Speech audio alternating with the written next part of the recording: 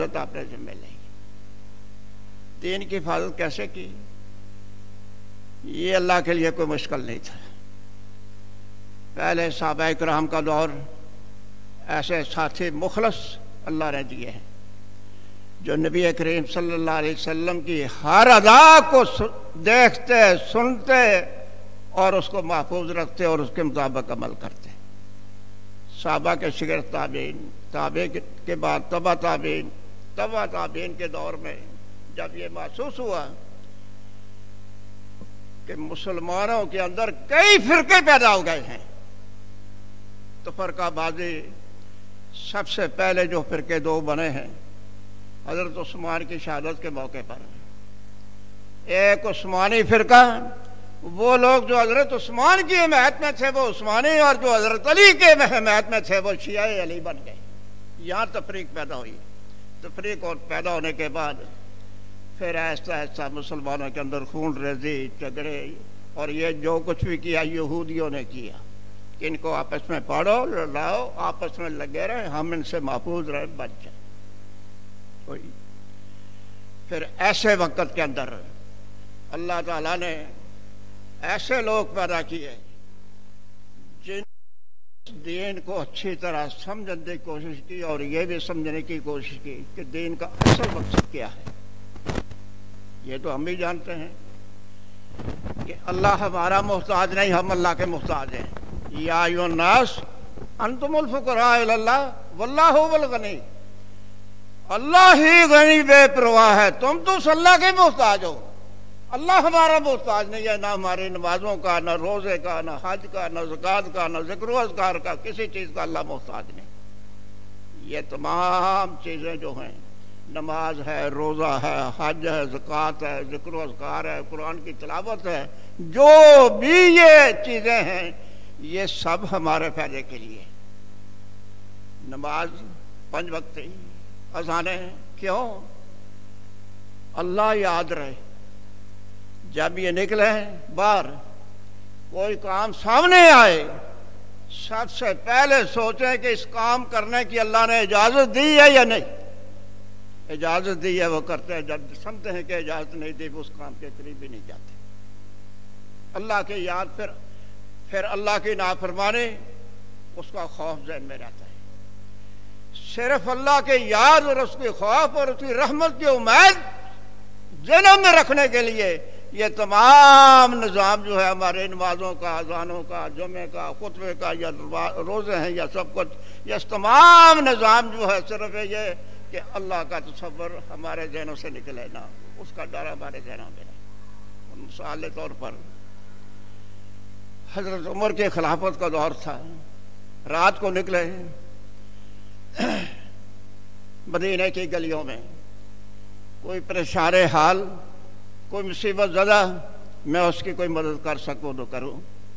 ایک گھر کے سامنے گئی، اندر سے آواز آ رہی ہے، ماں بیٹے کو کہہ رہی ہے، بیٹی یہ اونٹنی کا دودھ ہے، اس میں پانی ڈالو، کچھ زیادہ ہو جائے گا، پیسے زیادہ آ جائیں گے، ہماری ضرورت پوری ہو جائے گی.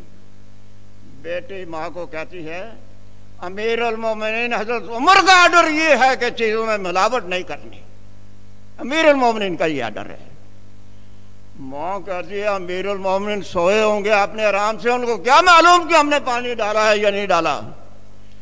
لڑکی کا ذہن دیکھو، کہنے لگے والدہ کو، امیر المومنین تو سوئے ہوں گے، ہمیں نہیں دیکھتے، لیکن کائنات کا خالق اور مالک اللہ تبارک و تعالیٰ وہ ہمیں دیکھ رہا ہے. وہ پوچھے گا کہ تم نے پانی کیا ڈالا، ہم کیا کریں گے، کس طرح بچیں گے. یہ ایک تصور مسلمانوں کے ذہن میں جو اللہ کے بارے میں بٹھایا گیا ہے، دنیا کے اندر انقلاب آ گیا ہے. وہی مسلمان کسی مقام پر ہے تو یہی سمجھتا تھا کہ میں بھائی کوئی دنیا کا انسان نہیں دیکھ رہا، لیکن اللہ مجھے دیکھ رہا ہے، میں اللہ کے سامنے ہوں، اس کے علم میں ہوں. برا کام کروں گا اس کی سزا سے بچ نہیں سکتا، اچھا کام کروں گا تو میں کہ مجھے وہ رحمت کرے گا، مہربانی کرے. اس لحاظ سے مذہب اسلام کے ذریعے دنیا کے اندر وہ عظیم انقلاب ہے جس کی دنیا کے اندر مثال نہیں ملتی. کیوں کہ نبی علیہ السلام کی پوری زندگی کے اندر حجاز کا ملک ان کے قبضے میں آ گیا. نہ مسلمان کے ہاتھ سے کوئی مسلمان قتل ہوا ہے، نہ کسی عورت کی عزت برباد ہوئی ہے، نہ کسی کا مال لوٹا گیا ہے، نہ کسی کو نقصان پہنچا ہے. ہمدردی کی کیفیت یہی تھی کہ ہر انسان کی کوشش یہی ہوتی تھی کہ دوسرے کو فائدہ پہنچے، تکلیف نہ پہنچے. لیکن افسوس، آہستہ آہستہ جب مسلمانوں کے اندر فرقے پیدا ہو گئے، تفرقہ بازی آ گئی، اور خاص طور سے امام بخاری کا زمانہ جس زمانے میں اللہ نے ان کو پیدا کیا ہے، بہت طوفان فرقوں کا آیا ہوا تھا.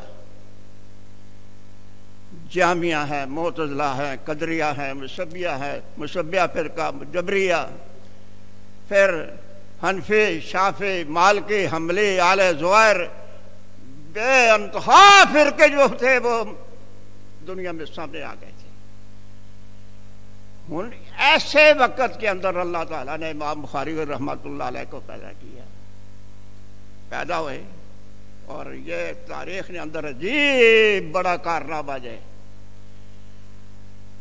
کہ ان کے والد اسماعیل محدث، عالم دین، بڑے بڑے ائمہ کے شاگرد تھے اور پائے کے محدث اور عالم دین تھے ان کے والد، اور کاروباری تاجر تھے.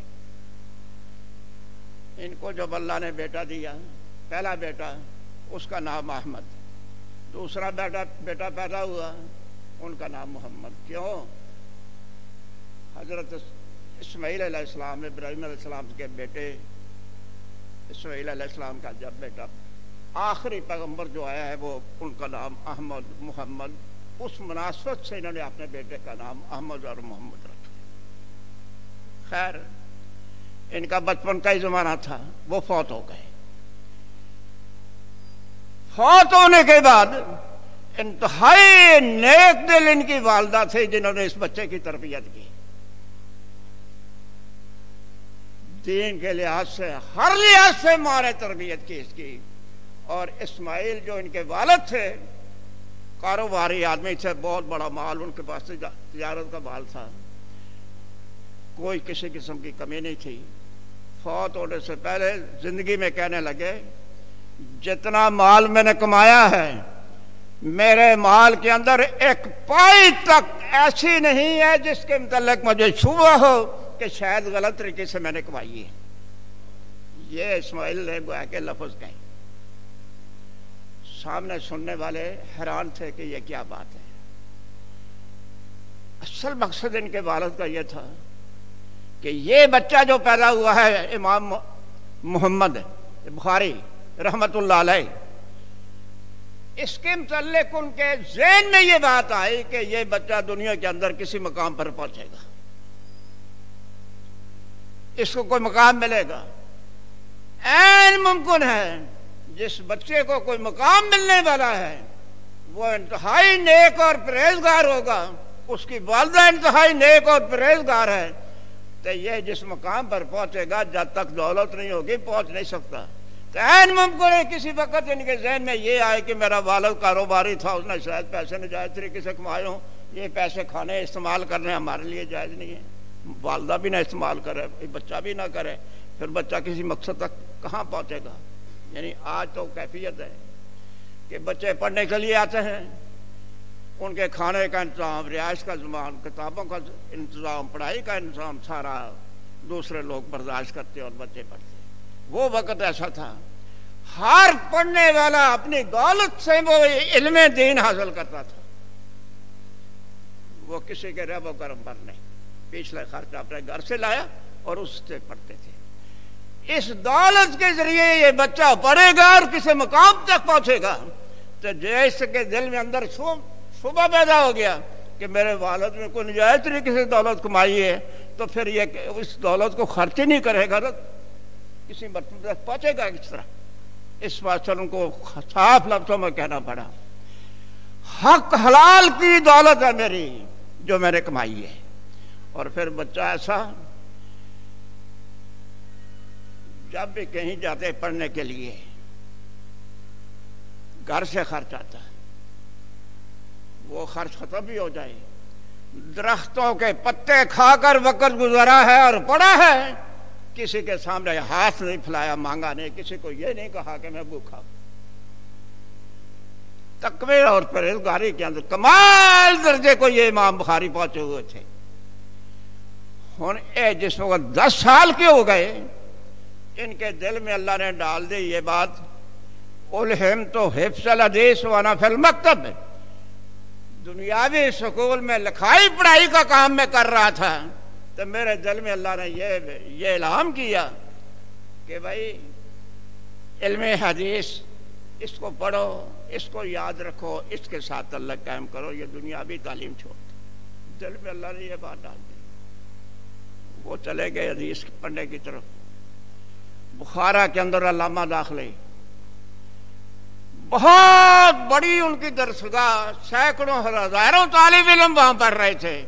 یہ بھی حدیث پڑھنے میں شریک ہو گئے. امام بخاری 10 سال کا بچہ, 1 سال کے اندر اندر امام بخاری رحمت اللہ علیہ نے,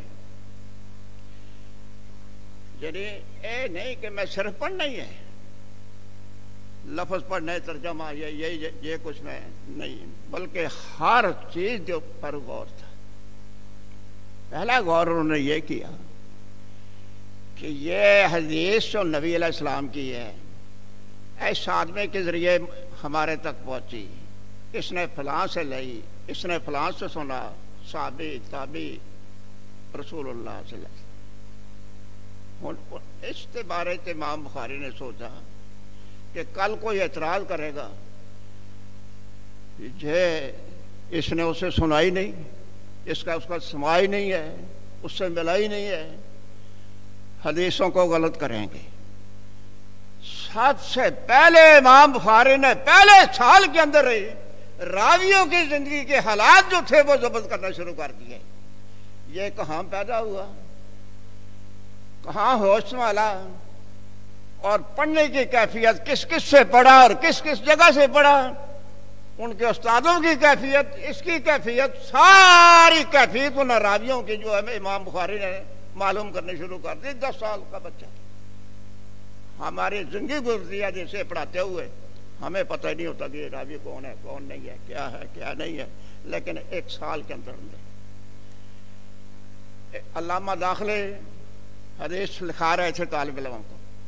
اچانک یہ سند لکھائی, سفیان عن ابن زبیر عن ابراہیم.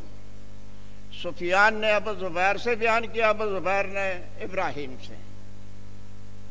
یہ امام بخاری 11 سال کی عمر سے مجمع میں کھڑے ہو گئے, جن میں بڑے بڑے عالم علم لوگ بیٹھے ہوئے تھے, لکھ رہے تھے حدیثیں, وہاں کھڑے ہو گئے, کہنے لگے ان ابا زبیر لم یسمع من ابراہیم. استاد کو مخاطب ہو کر کہا, آپ نے کہا ہے کہ ابراہیم کا شاگرد ابو زبیر ہے اس حدیث کی سند میں, ابو زبیر اس کا شاگرد نہیں ہے, اس نے سنائی. غور فرماؤ, 11 سال کا بچہ مجمع میں کھڑے ہو کر بہت پائی کے عالم دین کو وہ مخاطب کر کے کہتے ہیں کہ بھائی آپ نے غلطی کی ہے کہ ابراہیم کا شاگرد تم ابو زبیر کو بنا رہے ہو, یہ ٹھیک نہیں ہے. بچے کی عمر دیکھ کے استاد نے ڈانٹا, تجھے کیا معلوم اس نے سنا یا نہیں سنا, بیٹھ جا, بٹھا دیا. امام بخاری بڑے معصومانہ انداز بیٹھے تو بیٹھنے کے ساتھ کہتے ہیں انظر مسودتک ان کان عندک, آپ کے پاس اصل حدیث سے لکھی جہاں موجود ہے وہاں جا کر دیکھیں کہ یہاں ابراہیم کا شاگرد کون ہے. بڑے وثوق نال اس بچے نے کہا. غور فرماؤ, آج ہماری پڑھائیاں, ہم پڑھانے والے پڑھنے والے کوئی پتہ ہی نہیں ہے کیا ہے یا کیا نہیں, اور 11 سال کا بچہ اتنی بڑی بات کرتا ہے مجمع کے اندر. استاد بھی پریشان ہو گیا کہ جس نے بڑے وثوق سے یہ بات کہی ہے, بات کوئی ہے. وہ اٹھ کر چل گیا, اندر جا کے اپنا مسودہ دیکھا, وہاں اب زبیر نہیں تھا, زبیر تھا. کہ سفیان عن زبیر عن ابراہیم, زبیر ابو زبیر نہیں تھا, غلطی استاد ابو زبیر میں کر رہا تھا. کہ وہ ابو کے لفظ میں اضافہ کیا. واپس آیا, سمجھ گیا کہ بچہ صحیح کہہ رہا تھا اور میری غلطی تھی. آ کے بیٹھا اپنی مجلس میں. وہ کون سا وہ بچہ تھا جو کہتا تھا کہ ابو زبیر نے ابراہیم سے نہیں سنا؟ جو ابو زبیر نے نہیں سنا تو وہ بتائے کون شاگرد ہے اس کا جس نے یہ اس سے سنی ہے حدیث, وہ بتائے. بڑی دلیری سے امام بخاری مجمع میں کھڑے ہو گئے, کہنے لگے جی میں ہوں. وہ ابو زبیر نہیں ہے, زبیر ہے. سفیان عن زبیر عن ابراہیم. علامہ داخلے کو اعلان کرنا پڑا, بھائی بچے نے جو کچھ کہا ہے بالکل صحیح کہا ہے, میری غلطی ہے, سب صحیح کر لو. زبیر ہی شاگرد ہے اس ابراہیم کا, ابو زبیر نہیں. غور فرماؤ, ہے یہ ایسا بچہ جو اللہ تعالیٰ نے اس دین کے لیے حفاظت کے لیے پیدا کیا ہے. جس طرح حدیث میں آتا ہے کل میسر لما خلق لہ, ہر انسان کسی نہ کسی کام کے لیے پیدا کیا گیا ہے, اور جس کام کے لیے پیدا کیا گیا ہے وہ کام بھی اللہ نے اس کے لیے آسان کر دیا. عام طور سے امام بخاری رحمۃ اللہ علیہ کے متعلق یہ سوال ہے کہ انہوں نے شادی کرائی, زندگی میں کی ہے نہیں کی. ان کی اولاد ابو عبداللہ کنیت تھی, لیکن ان کی شادی کے متعلق, ان کی اولاد کے متعلق تمام محدثین خاموش ہیں. کوئی کسی قسم کا کوئی تذکرہ نہیں کرتا کہ انہوں نے شادی کرائی یا نہیں کرائی. بعض کا یہ خیال ہے کہ یہ ہم ماننے کے لیے تیار نہیں کہ امام بخاری ایسا متقی پرہیزگار انسان اس سنت کو اس نے قائم نہ کیا ہو, چھوڑا ہو, بلکہ شادی کی ہوگی. ہمارے علم میں نہیں ہے لیکن شادی کی ہو. لیکن بات یہ ہے سنت کا پابند انسان امام بخاری وہ یہ بھی سوچتے تھے شادی کروں گا بیوی کے حقوق ادا کرنے پڑیں گے, بچوں کے حقوق ادا کرنے پڑیں گے, کمائی کرنی پڑے گی, دنیا کے کام کرنے پڑیں گے. میں جو کام کرنا ہے حدیث کا, جس کا شوق اللہ نے میرے دل میں پیدا کیا, وہ کام کس طرح ہوگا؟ یہ سوچ کے عقل یہی کام کرتا ہے کہ انہوں نے یہ کوئی کسی قسم کی رکاوٹ اپنے کام میں نہیں پیدا ہونے دی. شادی نہیں کرائی, کوئی بچہ نہیں, کوئی اولاد نہیں, کچھ نہیں. کبھی خراسان کے مختلف علاقوں میں حدیث پڑھنے کے لیے, کبھی اس جگہ کبھی اس جگہ, پھر حجاز کے اندر, پھر عراق کے اندر, شام کے ملک میں, مصر میں, ساری زندگی اس طرح گزری. اور آخر کار پھر انہوں نے یہ صحیح بخاری لکھی. ان صحیح بخاری لکھنے کے بارے میں, لکھنے سے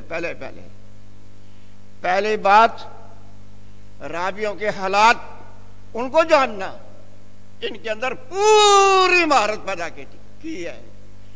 دوسری بات جو ان کے ذہن میں یہ تھی کہ یہ مسلمانوں کے اندر جو بے انتہا فرقے ہیں, ہر فرقہ یہی دعویٰ کرتا ہے اسلام میرے پاس ہے, مسلمان اسلام کا صحیح داعی میں ہوں.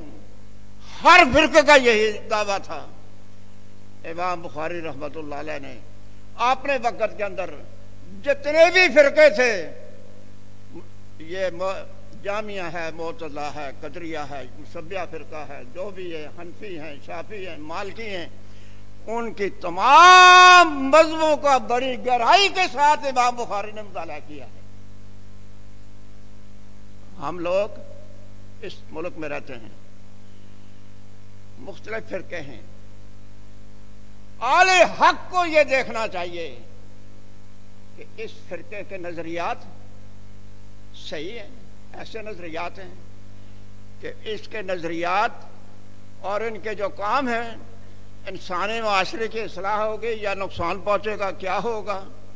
ہر ایک کو یہ سوچنا چاہیے. امام بخاری رحمۃ اللہ علیہ نے سب تو پہلے معیار یہی رکھا کہ بھائی قرآن تو حدیث اللہ تعالیٰ نے جو وحی بھیجی ہے اس کا بنیادی مقصد ہے انسانی معاشرے کی فلاح, اصلاح, بہبود, اچھائی. یہ اسلام کا نصب و لعن ہے. اس میں یار پر ہر فرقے کو انہوں نے پرکھا کہ بھائی ان کا اگر اسلام سمجھ جائے، اسلام میں کہ سارے معاشرے کے اندر کوئی خرابی پیدا ہو سکتی ہے یا نہیں. تمام فرقوں جائزہ لینے کے بعد پھر یہ دیکھا کوئی صحیح حدیث کی کتاب جس میں صحیح حدیثیں جمع ہوں وہ کوئی نہیں لکھی گئی. کسی نے لکھی ہے ضعیف، کوئی اچھا حسن، کوئی مخلوق، کوئی کس طرح یہ روایات رلیہ ملی ہوں. ان کے خیال میں آیا کہ میں صحیح حدیث لکھوں. پھر صحیح حدیث لکھتے ہوئے یہ خیال آیا جو مسئلہ اس حدیث سے نکلتا ہے مجھے وہ مسئلہ بھی لکھنا چاہیے.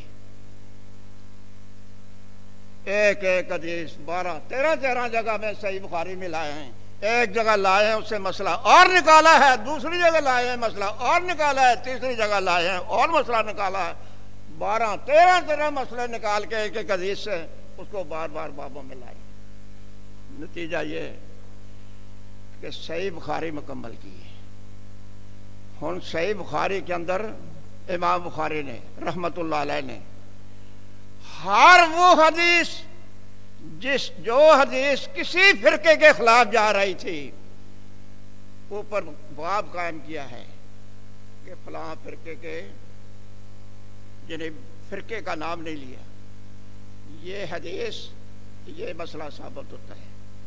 اس میں اشارہ یہ تھا کہ یہ مسئلے کا قائل جو اس کا مخالف ہے وہ فلاں فرقہ جنہوں نے مطالعہ کیا وہ سمجھ جاتے ہیں کہ یہ حدیث فلاں کی طرف جا رہی ہے. مثلا سب سے پہلے امام بخاری کتاب الایمان لائے ہیں. کتاب الایمان اگے باب بنی الاسلام علی خمسن، پھر ایمان کی تعریف ہوا قول و فعل یزید و ینقص. اب یہ دیکھیں کہ جتنی بھی حدیث کی کتابیں ہیں، ترمذی ہے، نسائی ہے، ابو داؤد ہے، دوسری تیسری کتابیں ہیں، کتاب الایمان لائیں گے آگے حدیث سے ذکر کر کے کوئی نہیں ذکر کرے گا کہ ایمان کی تعریف کیا ہے، ایمان ہے کس چیز کو کہتے ہیں، کوئی بھی نہیں. یہ امام بخاری رحمت اللہ علیہ ہیں کہ جنہوں نے دیکھا ایسے فرقے ہیں جن فرقوں نے ایمان کی ایسی تعریف کی ہے اگر وہ ایمان ہے انسانی معاشرہ خراب ہوگا، صحیح نہیں ہوگا. مثلا مرجئہ فرقہ ہے، انہوں نے کہا ایمان صرف دل کی تصدیق کا نام ہے، دل سے تصدیق کرو ایمان ہے، اقرار کی بھی ضرورت نہیں، عملوں کی بھی ضرورت نہیں، ان تصدیق ہے.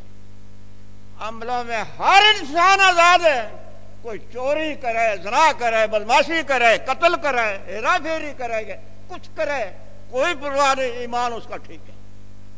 غور فرماؤ امام بخاری رحمت اللہ علیہ نے ایمان کی تعریف کر کے کہ ہوا قول و فعل، وہ زبان نال اقرار بھی کرو، فعل جتنے اعمال اسلام نے بتائے ہیں وہ اعمال بھی انسان پابندی کرے. عمل چاہے دل سے ہے چاہے بدن سے ہے، یعنی ایک مرکب ایمان ہے، بسیط نہیں ہے. ہن امام بخاری نے کھیچل کیوں کی تھی کہ اگر یہ مان لیا جائے کہ ایمان صرف تصدیق کا ہی نام ہے، عملوں میں جب انسان آزاد ہوں گے معاشرہ تمام تو برباد ہو جائے گا، معاشرے کی اصلاح نہیں ہوگی. انہوں نے کیا نہیں. اور غور فرمائیں کلمہ لا الہ الا اللہ محمد رسول اللہ پڑھنا عربوں کے لیے مشکل نہیں تھا، لیکن نہیں پڑھتے تھے. کیوں؟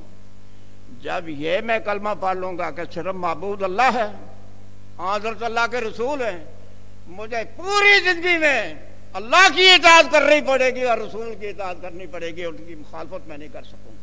میں چوری کر سکوں گا، ڈاکہ مار سکوں گا، کچھ کروں گا، زبان سے میں کہوں لا الہ الا اللہ محمد رسول اللہ اور پھر عملی لحاظ سے جو میری طبیعت میں میں کروں تو میرے اس اقرار کا جو کیا ہوا ہے اس کی کوئی حیثیت نہیں ہے. نتیجہ یہ ہوگا کہ میرا اقرار جو ہے وہ غلط ہے، اور وہ لوگ زبان سے جو کہتے تھے وہ عملاً کرتے تھے. اس لحاظ سے امام بخاری رحمۃ اللہ علیہ نے پوری صحیح بخاری کے اندر ہر وہ مسئلہ جس کا دیکھا ہے کہ انسانی معاشرے کے لیے نقصان دہ ہے فلاں فرقے کا، نہیں دیکھا کون فرقہ ہے کون نہیں ہے، اس کا رد کیا. اور جس طرح کے یہاں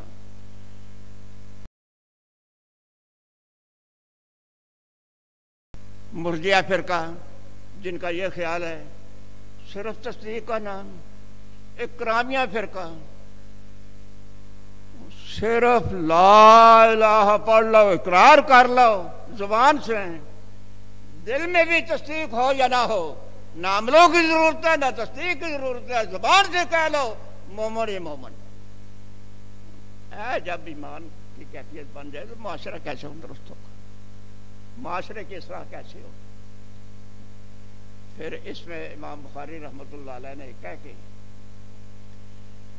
وَقَوْلٌ وَفِعْلٌ يَزِيدُ وَيَنْقُصُ، کہہ کے دلائل لکھتے ہیں ایمان کے مرکب ہونے کے بارے میں، کمی بیشی کے بارے میں 39 باب لائے ہیں. فلاں عمل وہ بھی ایمان، فلاں عمل وہ بھی ایمان، کچھ اور 60 شاخیں ایمان کی بتائی ہیں. تمام اجزاء جب پورے ہوں گے تو ایمان کامل ہوگا. جب سے کوئی بھی کمی آ جائے گی ایمان اندر کمی آ جائے گی. یزید و ینقص ایمان کے بارے میں. پھر اسی طرح کرامیہ فرقے کا پھر رد کیا کہ بابو ان الاعمال بالنیت والحسبہ، وہ عمل تو وہ معتبر ہوگا جس کے اندر نیت ہو اور ثواب کا ارادہ ہو. تو تم کہتے ہو صرف لا الہ الا اللہ، نیت بھی ہے یا نہیں ہے، لا الہ الا اللہ کہے گا مومن بن جائے گا. پھر بھی امام بخاری نے کرامیہ کا بھی جا کر رد کیا. اسی طرح دیکھو ساری بخاری. پھر خاص طور پر امام بخاری رحمۃ اللہ علیہ نے ان لوگوں کا رد کیا ہے اناف حنفی مسلک، وہ بھی یہی کہتے ہیں کہ ایمان تصدیق کا ہی نام ہے. کیوں؟ عربی زبان کے اندر ایمان کا معنی تصدیق ہے. ان لوگوں نے عربی زبان کو مقدم رکھا ہے، آخرت کے متعلق نہیں سوچا کہ اللہ کا پیغمبر جس کی عربی زبان تھی، فصیح اور بلیغ انسان تھا، انہیں ایمان کے اندر یہ چیزیں شامل کی، یہ بھی شامل کی، یہ بھی شامل کی. انہوں نے صرف تصدیق پر اتفاق نہیں کی. تو ہم کیوں تصدیق پر اتفاق کرتے ہیں کہ صرف تصدیق کا ہی نام ہے؟ انہوں نے لغت کو مقدم سمجھا. حنفی لوگوں کا بھی ہے، وہ کہتے ہیں پیغمبر کا ایمان ایک ادنا انسان کا ایمان بالکل برابر ہے، کوئی کمی بیشی نہیں، کوئی فرق نہیں. البتہ یہ لوگ اتنا قائل ہیں کہ بدعملی کے بارے میں سزا ملے گی یا جزا ملے گی، کچھ نہ کچھ ہوگا، لیکن یہ ہے کہ ایمان کی تعریف کے اندر اعمال شامل نہیں.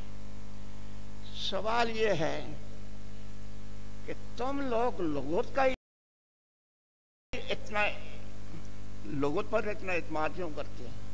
کیا سمجھتے ہو کہ پیغمبر علیہ السلام کو عربی زبان کا پتہ نہیں تھا؟ وہ نہیں جانتے تھے عربی زبان کو، تو انہوں نے غلطی کی ہے، تم اصلاح کرتے ہو پہلے کی. سب سے بڑے گستاخ لوگ ہیں وہ جو پیغمبر علیہ السلام کی بات کو ٹھکراتے ہیں اور اپنی بات کو آگے لاتے ہیں. وہ پیغمبر کے اعتراف کے قائل نہیں ہیں، بلکہ وہ یہ ہے کہ پیغمبر کی وہ توہین کر رہے ہیں. اس طرح چلتے چلتے امام بخاری رحمۃ اللہ علیہ نے اپنے وقت کے اندر یہ دیکھا، اور جتنا انہوں نے حنفی مذہب کا مطالعہ کیا امام شافعی نے، امام بخاری رحمۃ اللہ علیہ نے، اتنا شاید کسی مذہب کا بھی انہوں نے مطالعہ نہیں کیا.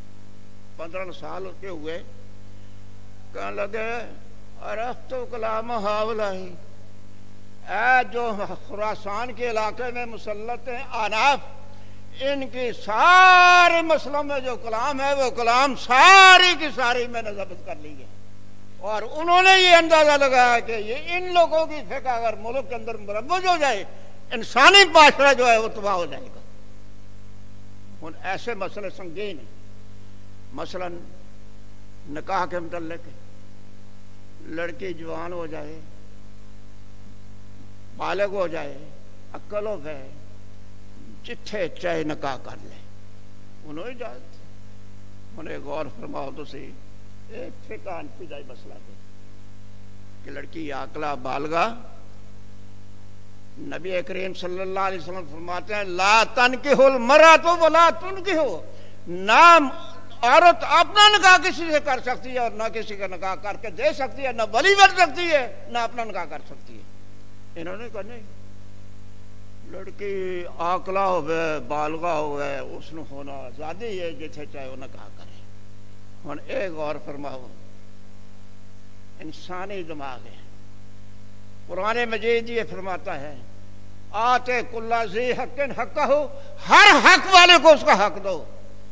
ان اس وقت والدین کا حق، اس کے رشتہ داروں کا حق اس وہ کدھر جائے گا جنہوں نے بچپن سے لے کے اخیر تک اس بچے کو پالا ہے، جوان کیا ہے، تربیت کی ہے، اس پر خرچ کیا ہے، اس پر پڑھایا ہے، ان کا حق کون ادا کرے گا؟ ان کے دل شک نہیں۔ اگلے دن غالباً گجران کسی علاقے کا واقعہ ہے، ایک لڑکی نے کسی دوستی کی شادی کر لی، سال رہی، ایک بچہ پیدا ہوا، بار بھاگے رہے، آئے کسی مقام پر، اس کے والد اور لڑکی کے والد بھائیوں کو پتہ لگا، وہ گئے، وہ جا کے وہاں کے اس لڑکی کو بھی اٹھا کر لائے، ساتھ جو بچہ پیدا ہوا تھا ایک ماں کا بچہ وہ بھی اٹھا کر لائے، زمین میں گڑھا نکالا، زندہ لڑکی کو اس گڑھے میں ڈالا اور بچے کو بھی ڈالا اور اوپر مٹی ڈال دی، ختم ہو گئی، مر گئی۔ بات نکلتے ایسا نکلی، اخیر وہ پکڑیا گیا پائی اس طرح۔ ان دیکھو نا، مذہب اسلام نے اندر جتنے بھی احکام ہیں، کوئی بھی حکم ایسا نہیں کہ انسان کی فطرت، انسان کی غیرت کے خلاف ہو، بلکہ بڑی خندہ افسانی سے ہر حکم کو انسان قبول کرتا ہے، کوئی کسی قسم کی خامی نہیں ہے۔ لیکن یہ جو انہوں نے کہا ہے ہماری فقہ ہماری فقہ ہماری فقہ، اس فقہ کا یہ حال ہے کہ لکھوں ہاں انسان آج دن تک قتل ہو چکے ہیں، بچے قتل ہو چکے ہیں، مرد قتل ہو چکے ہیں، لیکن ان کے ذہن میں خدا کا خوف نہیں آتا کہ ہماری ہاتھوں کی بنی ہوئی فقہ ہے، اس میں ہم تبدیلی کریں، اس مسئلے کو مٹا دیں، نہیں، ڈٹے ہوئے ہیں، ٹھیک، جج ہیں، کوئی پرواہ نہیں، دنیا میں کیا ہو رہا ہے، کیوں ظلم ہو رہا ہے، دیکھیں کہ یہ قرآن حدیث کا مسئلہ ہے بھی یا نہیں، جو نہیں اس کو ختم کرو، کوئی شخص اس پر کیا نہیں کرتا۔ جب انہوں نے کہہ دیا کہ یہ دین کا مسئلہ ہے، وہ مرب ہو جائے۔ جب لڑکی چاہتی ہے کسی لڑکے سے نکاح کر لیتی ہے، کوئی لڑکا کسی لڑکی کو لے کر چلا جاتا ہے، اس میں یہ سوچنا چاہیے لڑکے نے لڑکی کو ورگلایا ہے، لڑکی کو سوچنا چاہیے آج میں اس کو پسند آ گئی، ورگلا کر لے جا رہا ہے، کل اور لڑکی اس کو پسند آئے گی، اس کو ورگلا کر لے جائے گا، مجھے چھوڑ دے گا۔ اگر لڑکی ورگلاتی ہے تو اس لڑکے کو سوچنا چاہیے آج میں اس کو پسند آ گیا، مجھ کو اپنے قابو میں لاتی ہے، کل کوئی اور لڑکا پسند آئے گا، وہ اس کو لوگ قابو کر لیں گے۔ یعنی انتہائی فتنے کا سبب ہے یہ نکاح، جس نکاح کا نقصان جو ہے ملک میں ہو رہا ہے۔ اور امام بخاری نے رحمۃ اللہ علیہ نے صحیح بخاری کے اندر باب باندھا ہے، لا تنکح البکر حتی تستأذن، وہ کواری دا نکاح نہ کرے جے جب تک اس سے اجازت نہ لاؤ، اجازت لے کے نکاح کرے جے، جن لڑکی نکاح کے اندر لڑکی کی اجازت ہونی چاہیے۔ ایک آگے لکھتے ہیں ولا نکاح الا بولی، وہ کواری لڑکی کی اجازت ہونی ضروری ہے، اور پھر ہے کہ ولی کے بغیر نکاح نہیں ہوگا، آگے یہ لکھا ہے۔ پھر اس نے فرمایا کی حدیث کہ آج اسلام کا ایک وہ نکاح ہے جو جاہلیت میں بھی تھا۔ وہ اسلام کا نکاح کیا ہے کہ لڑکے والے لڑکی کے ولی کے ساتھ رابطہ کرتے ہیں کہ اس لڑکی کا رشتہ دے دو، منگنی کرتے ہیں، سوال کرتے ہیں، وہ قبول کر لے منگنی، پھر اس کو بعد نکاح۔ آج اسلام کا یہی نکاح ہے کہ کوئی شخص کسی عورت سے رابطہ نہ کرے کہ تو میرے ساتھ نکاح کر لے، بلکہ عورت کے ولی کے ساتھ رابطہ قائم کرے کہ بھائی اس لڑکی کا میرے ساتھ نکاح کر دے۔ جب وہ نکاح کر کے دیں گے کسی کے دل میں کوئی افسوس نہیں، صدمہ نہیں، دکھ نہیں، کوئی کسی قسم کی تکلیف نہیں، اپنی خوشی سے وہ نکاح کر کے دیں گے، وہ نکاح کر کے لے جائے گا۔ لیکن جس وقت وہ لڑکی سے رابطہ کر کے لے جائیں گے، ان کی غیرت تا زندگی ختم نہیں ہوگی، وہ یہی سوچتے رہیں گے جب یہ قابو آئے ہم ان کو قتل کر دیں گے۔ اسی طریقے نال چلتے چلتے امام بخاری رحمۃ اللہ علیہ نے یہ تمام مسائل بیان کرتے ہوئے کتاب الایمان، پھر اسی طرح نکاح کے مسئلے، طلاق کے مسئلے، ہن طلاق کے مسئلے کے اندر انہوں نے ایسا کیا ہے کہ طلاق کے مسئلے میں لفظ طلاق لغت کے لحاظ سے نہیں دیکھا کہ طلاق کا لغت میں کیا معنی ہے، طلاق کو دیکھا انہوں نے اپنے اماموں کے قول کے مطابق۔ ان لفظ طلاق لغت کے اندر اس کا معنی سی بالکل کسی کو آزاد کر دینا۔ لفظ طلاق نکلا خامد کے منہ سے تو وہ عورت اس کے نکاح سے آزاد ہو گئی۔ کہتے ہیں طلاق طلاق طلاق 3 دفعہ کہے گا 3 طلاق ہو جان گی۔ وہ پاگلو یہ سوچو کہ پہلے لفظ سے ہی نکاح ختم ہو گیا، دوسرا لفظ کس کو طلاق کس چیز کی طلاق دیتے ہو؟ بیوی بن گئی، پھر وہ تو آزاد ہو گئی، اس کی عدت ہے۔ 3 طلاقیں بنتی تھی کہ جب پہلی طلاق سے رجوع ہو جائے، خامد بیوی بنا لے، پھر جھگڑا ہو تو طلاق دے گا دوسری طلاق۔ پھر بھی شریعت نے اجازت دیتی کہ رجوع کر لو، صلح کر لو، صلح ہو جائے، زندگی میں کسی موقع پر پھر طلاق دے گا، وہ تیسری طلاق ہے۔ 3 طلاقیں اس طرح ہوتی ہیں۔ انہوں نے کہا نہیں، ایک وقت ہی 3 بولے گا 3 ہو جائیں گی۔ وہ عورت جب تک اس کو کسی اور کے ساتھ نکاح نہ کرو گے، 1-2 راتیں وہاں نہیں گزارے گی، پہلے کی حلال نے، پھر حلالہ نکال لیا۔ شریعت کے اندر نکاح یہ مرد اور عورت کا معاہدہ ہوتا ہے کہ تا زندگی ہم کٹھے رہیں گے، کوئی کسی قسم کی ہماری جدائی نہیں ہوگی۔ بے شک وقت حالات کے تحت جدائی ہو بھی جائے، لیکن نکاح کے وقت یہ بدنیتی نہیں ہوتی کہ ہم چند دن کٹھے رہیں گے پھر اس کے بعد الگ ہو جائیں گے، نہیں، بلکہ یہی ہوتا ہے زندگی ہماری ساتھ گزرے گی۔ یہ ہے شرعی نکاح۔ انہوں نے اس حلالے کو پھر بے حیائی کو رواج دی ہے، بلکہ ان سمجھے کہ کئی نکاح ایسے ہوتے ہیں جس سے حلالہ نکالتے ہیں، وہ حلال کرنے والا لڑکی کو پسند آ جاتا ہے، لڑکی اس کو پسند آتی ہے، دو ہی فیصلہ کر لیتے کہ ہم طلاق، وہ کہتی ہے میں طلاق لوں گی نہیں، وہ کہے گا میں دیتا ہی نہیں، خامد بیوی بن کے وقت اپنا گزار لیتے ہیں۔ یہ ساریاں چیزاں اسی طریقے نال اتنے نکاح لڑکی دے بارے وچ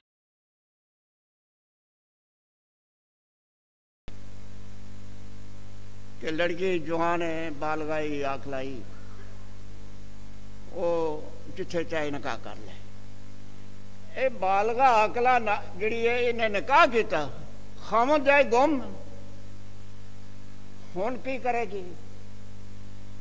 آناف دا مسئلہ سی 90 سال عدت گزارا ہے، 90 سال بیٹھی رہے، وہ اس مرد اس نال نکاح ہوئے یا اتنے نکاح دا احترام ہے، نہ اس کی بلوغت دا خیال ہے، نہ اس کی عقل دا خیال ہے، نہ اس نے یہ خیال ہے کہ کھان پین والی مخلوق ہے، 90 سال کہاں سے یہ اپنے وقت پورا کرے گی، 90 سال تک وہ نکاح نہیں کر سکتا۔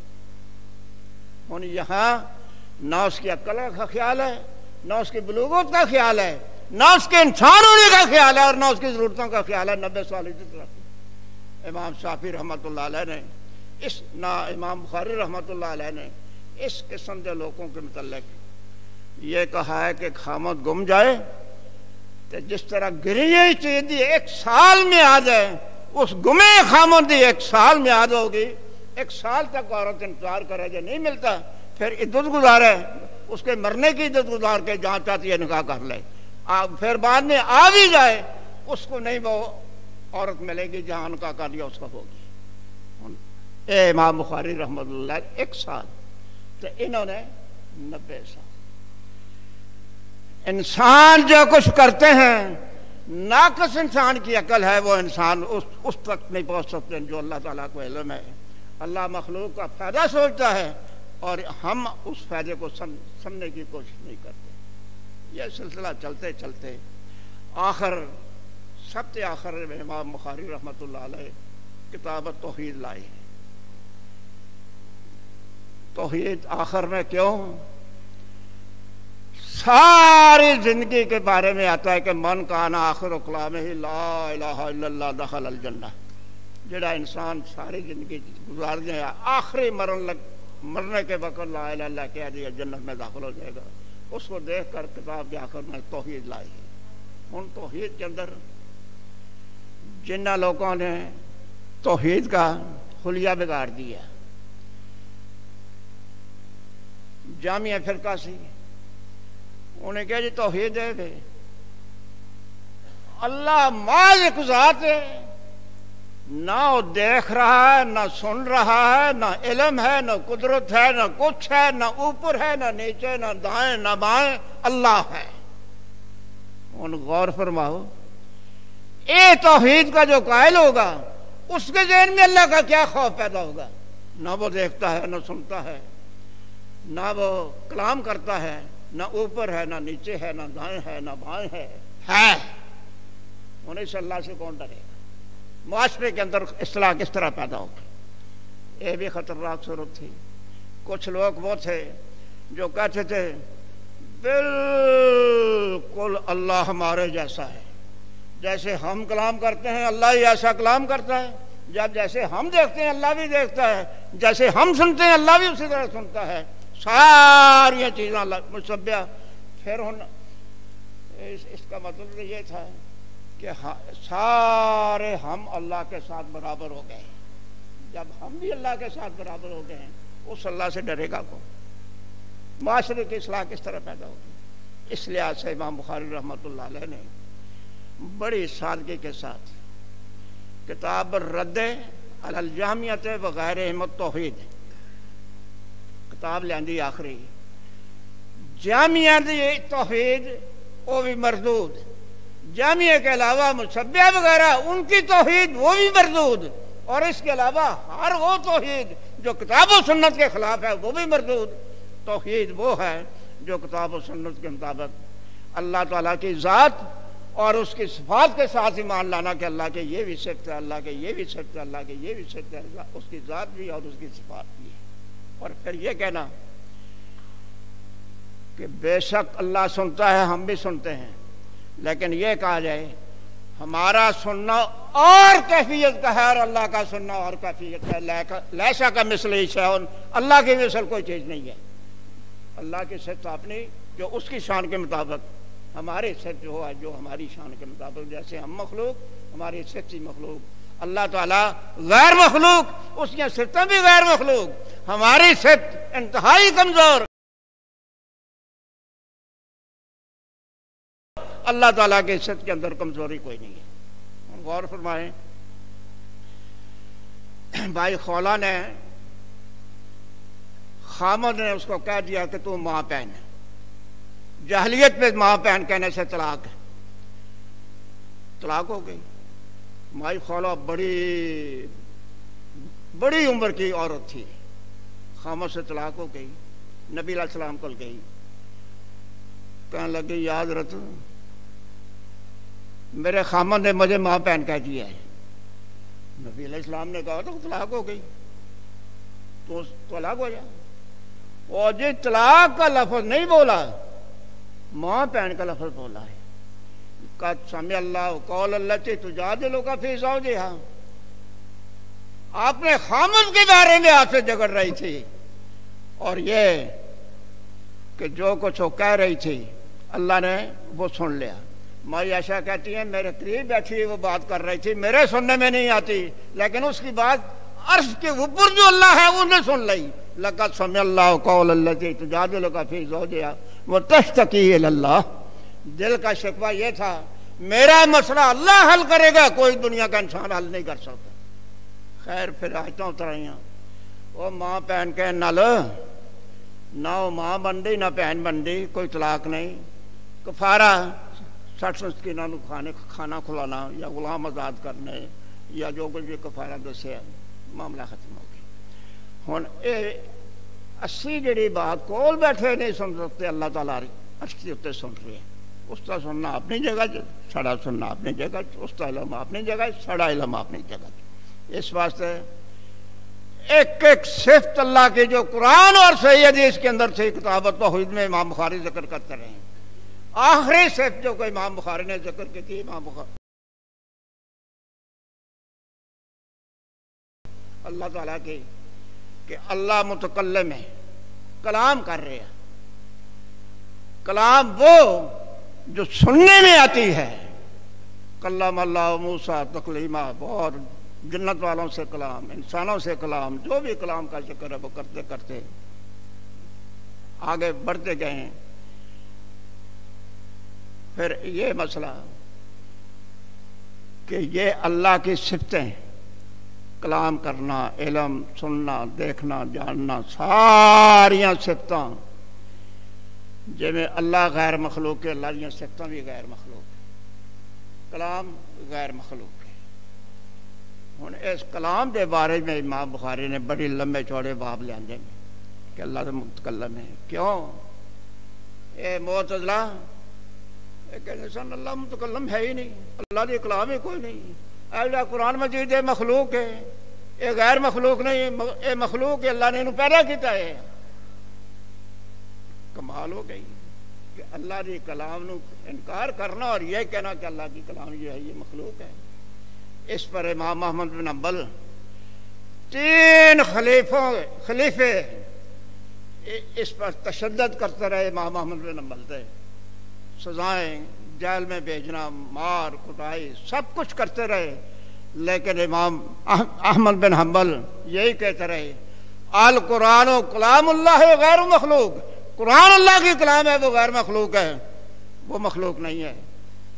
خیر وہ مرنے کے بعد معاملہ ٹھنڈا ہویا، کچھ جو کچھ بھی ہوا سی، پھر اس تو بعد انہوں نے مقابلے چ فرقہ اٹھ بیٹھا، وہ جی اے ساڑا پڑھنا قرآن، اے گتے، اے کاغذ، اے سیاہی جس سے قرآن لکھا جاتا ہے، یہ سب کا سب غیر مخلوق، پڑھنا بھی ساڑا غیر مخلوق، ایسے کاغذ بھی غیر مخلوق، گتے بھی غیر مخلوق، ہر چیز غیر مخلوق۔ اے امام بخاری نے صحیح بخاری آخر بھی کیا نہیں، کلام جڑی ہے، قرآن دے الفاظ جڑے یہ اللہ دی کلام ہے، یہ غیر مخلوق ہے، یہ کلام جس کو اسی پڑھا گے تو ساڑا پڑھنا ساڑا اپنا عمل ہے، جس طرح اسی مخلوق، یہ ساڑا پڑھنا بھی ساڑا عمل، ساڑا یہ بھی غیر مخلوق ہے، ساڑا پڑھنا بھی ہے مخلوق۔ اس تو امام بخاری نے سارا یعنی اخیر لکھیا، لکھ کے بخاری مکمل کی تھی۔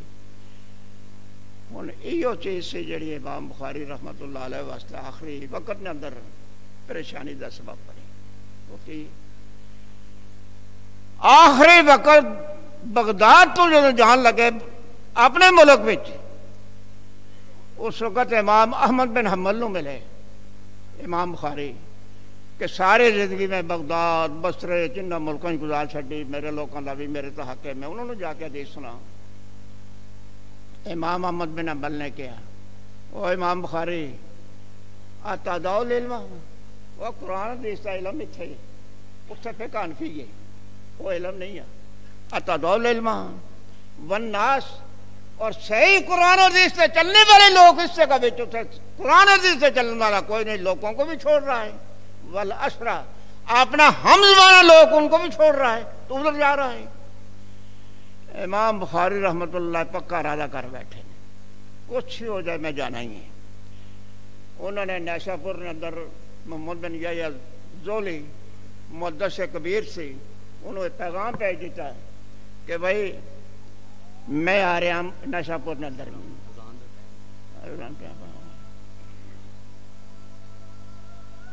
تھوڑا جا ہی رہنا چاہیے، تو ہم ضرور دینا ہے، تھوڑا جا ہی رہنا چاہیے. ٹھیک ہے کر لو.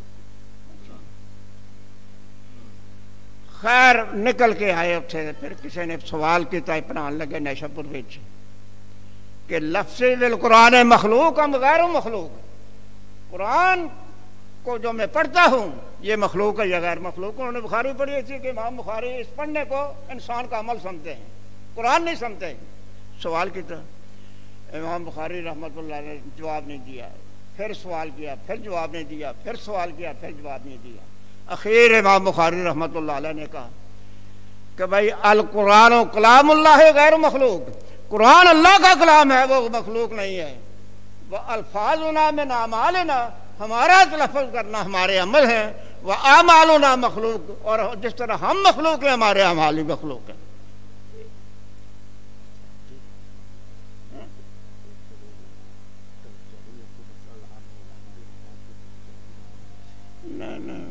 نماز پڑھ لیں گے تھوڑا جا ہی میرا خیال ہے. نماز تو بعد یہ کر لیں. نماز تو پہلے کراؤ، نماز تو پہلے کرا لو. اذان دلا رہے ہیں بس، اذان دلا